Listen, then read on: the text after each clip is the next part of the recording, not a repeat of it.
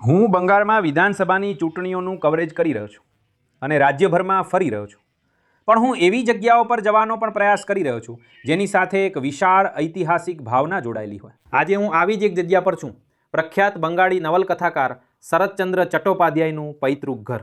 હવે શ્રીમાન ચટ્ટોપાધ્યાયે તેમના જીવનના લગભગ 12 વર્ષ અહીં આ જગ્યાએ વિતાવ્યા હતા અને જ્યારે આપણામાંના મોટા ભાગના લોકો માટે આ જગ્યા ધ હાર્ટબ્રેક ઓફ દેવદાસ લખનાર વ્યક્તિ માટે એક મંદિર સમાન છે, પરંતુ અહીં ઊભા રહીને તમને સમજાશે કે તેઓ માત્ર પ્રેમ કથાઓના લેખક ન હતા. તેઓ તેમના સમયના સૌથી રાજકીય નવલકથાકાર હતા. તેઓ હાવડા જિલ્લા કોંગ્રેસના પ્રમુખ હતા. જ્યારે તેઓ આ ઘરમાં હતા ત્યારે તેમણે ગ્રામીણ સમાજમાંના સડા, જ્ઞાતિવાદ, પિતૃસત્તા અને શક્તિશાળીઓના સંપૂર્ણ અહંકારની છણાવટ કરી. હવે આ બધી જગ્યાઓમાં જે તેમણે કર્યું તેમાં, જે તેમણે લખ્યું તેમાં, તેમણે માનવ ગરિમાની શોધ કરી. તેમણે લખ્યું કે કેવી રીતે ગામડાનું રાજકારણ ઘણીવાર અહંકાર અને સામાજિક બહિષ્કારની લોહિયાળ રમત હતું. હું બસ અંદર જઈશ અને હું વાત કરતો હોઉં ત્યારે તેઓ જ્યાં રહેતા હતા તેમાંથી કેટલીક જગ્યાઓ તમને બતાવવાનો પણ પ્રયત્ન કરીશ.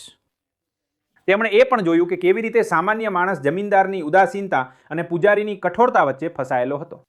તેઓ માત્ર વાર્તાઓ કહી રહ્યા ન હતા, તેઓ બંગાળની આત્મા વિશે એક ચેતવણી આપી રહ્યા હતા. હું તમને બસ તેઓ જ્યાં હતા તેમાંથી કેટલીક જગ્યાઓ બતાવીશ. હા, એ જગ્યાઓમાંથી એક છે જ્યાં તેઓ રહેતા હતા. તે બીજી બાજુ છે. હું ત્યાં એક ખુરશી જોઈ શકું છું, હું એક ટેબલ જોઈ શકું છું, અને જો હું આ બાજુ જઈશ તો હું તમને તે જગ્યા પણ બતાવીશ જ્યાં તેઓ હાવડા જિલ્લાના જિલ્લા પિલ્લા પ્રમુખ તરીકે તેમના તમામ કાર્યો કરતા હતા. હું ત્યાં પણ જઈશ તમને આ બતાવતા પહેલા. તો હું આ બાજુ આવીશ અને આ તે જગ્યા છે. જો સુધાંશુ કૃપા કરીને અંદર જઈને તમને બતાવી શકે કે ત્યાં ચરખો છે. ત્યાં એક નાની ખુરશી છે.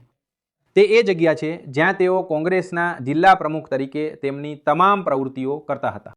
હવે હું રાજકારણ વિશે શા માટે વાત કરી રહ્યો છું? હું રાજકારણ વિશે વાત કરી રહ્યો છું કારણ કે મેં કહ્યું તેમ બંગાળ વિધાનસભાની ચૂંટણીને કવર કરી રહ્યા છીએ. અને જેમ જેમ અમે બંગાળ વિધાનસભાની ચૂંટણીને કવર કરી રહ્યા છીએ તેમ તેમ એવું થઈ રહ્યું છે કે ઘણી બધી રકઝક ચાલી રહી છે.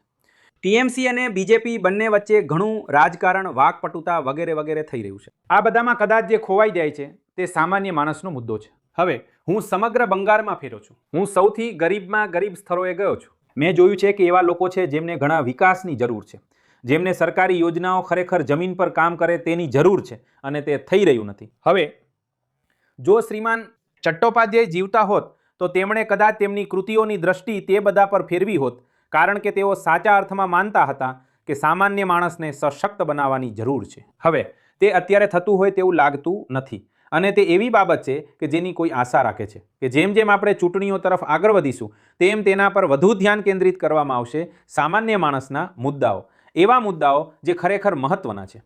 અને અમે કહ્યું તેમ અમે ડીકોડરમાં તે વાર્તાઓ કરવાનો પ્રયાસ કરી રહ્યા છીએ. તમે અમારા સોશિયલ મીડિયા પેજ પર જઈ શકો છો અને બંગાળ અને અન્ય જગ્યાએથી અમે કરેલી બધી વાર્તાઓ જોઈ શકો છો, જ્યાં અમે આ ચૂંટણીમાં લોકોને અસર કરતા તમામ મુદ્દાઓ વિશે વાત કરીએ છીએ.